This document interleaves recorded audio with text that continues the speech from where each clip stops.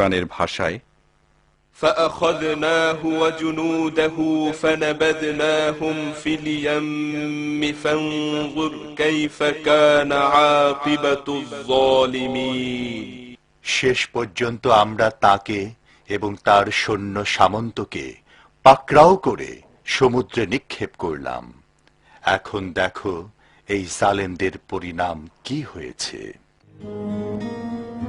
আল্লাহ এই জালিমকে তার বংশসহ নদীতে ডুবিয়েই ক্ষান্ত হননি, বরং তার লাশ দেখে যাতে পরবর্তীতে মানুষেরা শিক্ষা নিতে পারে, আল্লাহদ্রোহীর পরিণতি কি ভয়ঙ্কর হয় তা জানতে পারে, সেজন্য আজও তার লাশের মমি কায়রোর তাহারার জাদুঘরে সংরক্ষিত রাখার ব্যবস্থা করেছেন। সারা বিশ্বের হাজারো পর্যটক এই জাদুঘরে আসেন এবং ফিরাউনের লাশের মমি দেখে শিক্ষা নিয়ে থাকেন। আল্লাহ রাব্বুল আলামিন আমাদেরকে তার একনিষ্ঠ গোলাম হিসাবে কবুল করুন।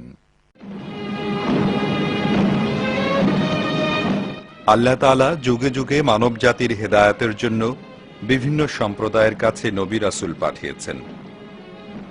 এরই ধারাবাহিকতায় হযরত আদম আলাইহিস সালাম, হযরত ইদ্রিস আলাইহিস সালামের পর তৃতীয় নবী হিসাবে মহান রব্বুল আলামিন হযরত নূহ আলাইহিস সালামকে পাঠান তার সম্প্রদায়কে এক আল্লাহমুখী করার জন্য।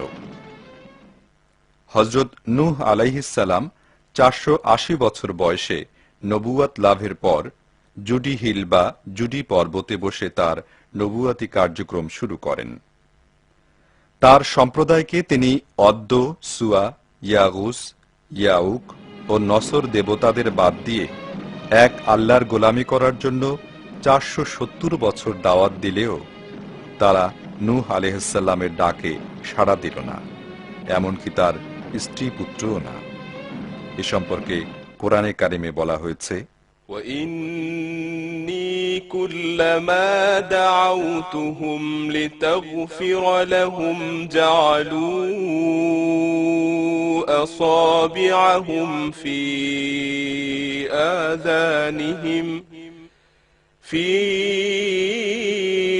آذانهم واستغشوا ثيابهم وأصروا واستكبروا استكبارا। আর যখনই আমি তাদেরকে ডেকেছি যেন তুমি তাদেরকে মাফ করে দাও, কিন্তু তারা তাদের কানে আঙুল দিয়ে এবং নিজেদের কাপড় দিয়ে মুখ ঢেকে নিয়েছে এবং নিজেদের সিদ্ধান্তে তারা অনমনীয় হয়েছে আর খুব বেশি অহংকার করেছে। ফলে আল্লাহ রাব্বুল আলামিন নূহ আলাইহিস সালামের সম্প্রদায়ের প্রতি অসন্তুষ্ট হয়ে যান এবং নূহ আলাইহিস সালামকে একটি নৌকা তৈরির নির্দেশ দেন।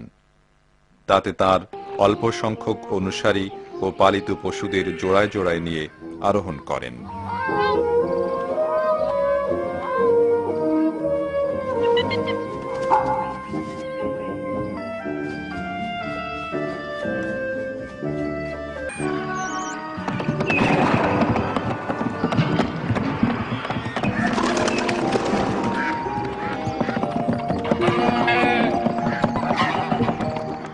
এরপর বিশ্বের একমাত্র রাজাধিরাজ মহান রব্বুল আলামিনের নির্দেশে পুরো এলাকায় এমন এক প্লাবনের সৃষ্টি হয় যা মানুষ কোনোদিন কল্পনাও করতে পারেনি। এই প্লাবনের ফলে হযরত নূহ আলাইহিস সালামের কিস্তির বাইরে যা কিছু ছিল নিমেষেই সব ধ্বংস হয়ে গেল।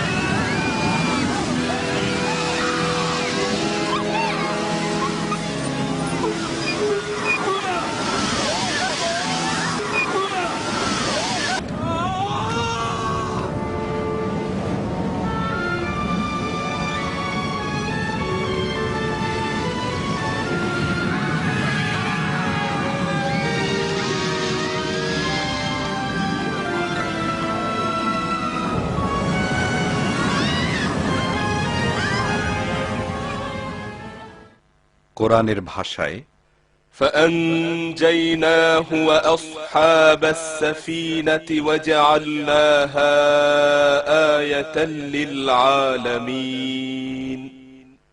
পরে নূহ ও নৌকাওয়ালাদেরকে আমি বাঁচিয়ে দিলাম এবং এই ঘটনাকে দুনিয়াবাসীর জন্য একটি নিশানা বানিয়ে দিলাম। আর এভাবেই আস্থা করে নিক্ষিপ্ত হল পৃথিবীর ইতিহাসের আরেকটি অবাধ্য জাতি। এই পাহাড়টি দুনিয়াবাসীর জন্য আল্লাহর সেই নিদর্শন।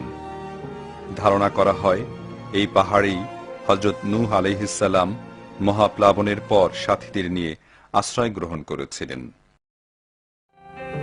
আজ থেকে 2000 বছর পূর্বে ইটালির পম্পে নামক শহরটির গোড়াপত্তন হয়। 20,000 লোকের বসবাস এই শহরটিতে। নাগরিক জীবনের স্বাভাবিক সব রকমের সুযোগ সুবিধা ছিল এখানে। ছিল কোলাহলমুখর কর্মচঞ্চলতা, কিন্তু সব পাওয়ার আনন্দে এখানকার অধিবাসীরা হয়ে উঠেছিল বড়ই বেয়ারা, অহংকারী আর লোভী। এক আল্লাহকে ভুলে দেবদেবী আর মূর্তির চর্চায় হয়েছিল আকণ্ঠ নিমগ্ন।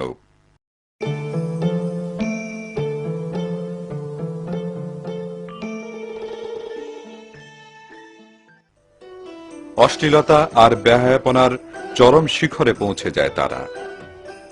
তাই তো হঠাৎ করেই একদিন তাদের উপর নেমে আসে ভিসুভিয়াস থেকে নির্গত উত্তপ্ত গলিত লাভার স্রোত।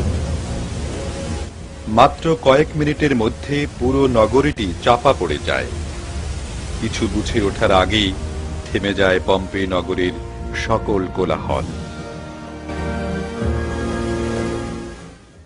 এভাবেই ইতিহাসের পাতা থেকে হারিয়ে যায় পৃথিবীর আরেকটি অবাধ্য জাতি, যা দেশ বিদেশের অসংখ্য পর্যটক দেখে থাকেন তাদের বাহ্যিক চোখ দিয়ে। কিন্তু একজন ঈমানদার এই দৃশ্য দেখবেন তার অন্তর্চক্ষু দিয়ে, আর শিক্ষা গ্রহণ করবেন অনন্ত জীবনের জন্য।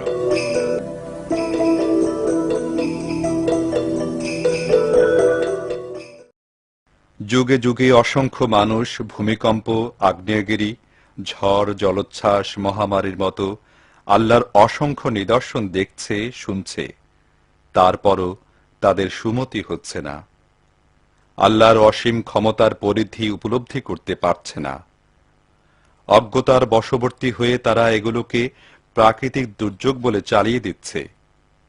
আল্লাহর এই সব সৈন্যরা যখন কোথাও আঘাত হানে, তখন তারা যেন চিৎকার করে বলে, হে মানুষ, তোমরা তোমাদের মালিককে চিনো, তাঁর বিধানকে মেনে চলো। আসুন আমরা সবাই মিলে আল্লাহর অনুগত হয়ে চলি, জীবন সাজাই তারই রঙে।